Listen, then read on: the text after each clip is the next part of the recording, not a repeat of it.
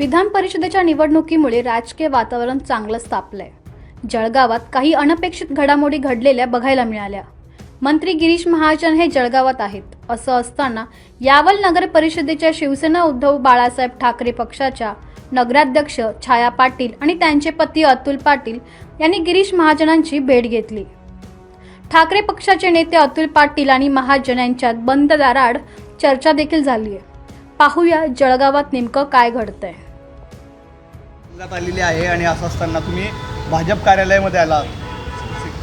हॉस्पिटलचं काम असल्यामुळे मी परत तेच सांगते तुम्हाला की हॉस्पिटलचं काम होतं त्या संदर्भात आलेले आम्ही। बाकी काही नाही। गेल्या मला 1 तासापासून त्यांच्याशी चर्चा चालली, मंत्री गिरीश महाजन यांच्याशी संवाद चाललेला होता। नेमका कुठल्या विषयावर एवढ्या वेळ संवाद चाललेला होता? चर्चा देखील वेगवेगळ्या चाललेल्या। मी तेच सांगते ना भाऊ की हॉस्पिटलचं काम असल्यामुळे आम्ही त्या संदर्भातच आलेलो होतो।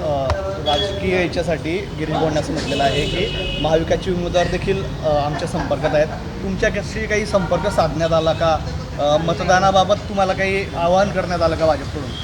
नाही ते अशी देखील चर्चा चाललेली की मंत्री गिरीश महाजन यांच्याशी आपण संपर्कात असल्यामुळे पक्षप्रवेशची देखील चर्चा चाललेली आहे। नाही असं काहीच नाही। मग ऐन निवडणुकीच्या काळात आपण चक्क त्यांच्या कार्यालयात यांना विचारतो काय भाऊ, आपण या ठिकाणी ठाकरेंचे एकमेव जिल्ह्यातले नगराध्यक्ष आहेत, आपला मेसेज मात्र या 100% महाविकास आघाडीचा उमेदवार देखील आमचा या ठिकाणी उभा आहे आणि विधान परिषदेच्या निवडणुकीचा जर विषय केला तर 100% महाविकास आघाडीलाच आम्ही मतदान करणार आहोत। नगराध्यक्ष देखील शिवसेनेचा आहे आणि मी देखील महाविकास आघाडीचाच घटक आहे। या ठिकाणी आलो व्यक्तिगत कामाच्या संदर्भामध्ये या ठिकाणी आलो होतो।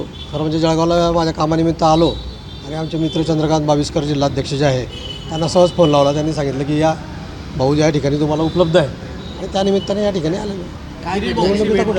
प्रत्यक्ष गिरीश भाऊंची चर्चा आली आमच्या कामाच्या संदर्भामध्ये, काही हॉस्पिटलच्या संदर्भामध्ये। जो एक पेशंट आमचा ॲडमिट आहे मुंबईला, त्याच्या बाबतीत चर्चा करण्यासाठी या ठिकाणी आलो होतो।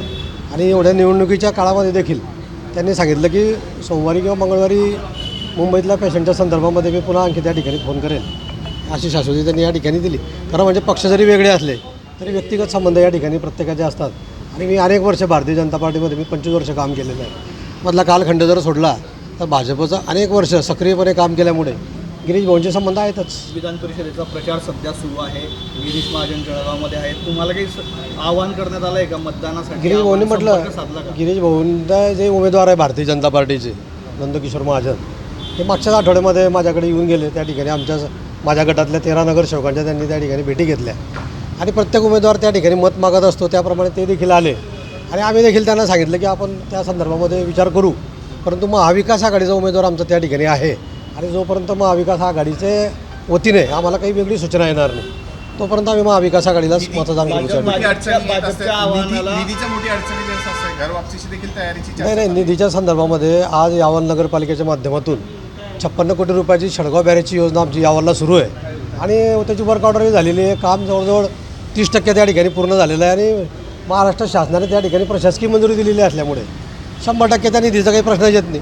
अन्य ज्या आमच्या ज्या काही स्कीम आहेत नगरोत्थान महानगरोत्थान योजनेच्या माध्यमातून भुयारी गटाराच्या बाबतीमध्ये ती देखील चर्चा आज या ठिकाणी मी भाऊंची केली की माझा प्रस्ताव त्या ठिकाणी 127 कोटीच्या कामाला तांत्रिक मंजुरी मिळून तो प्रस्ताव आता DML आहे आणि तो नगर विकासमध्ये गेला पाहिजे।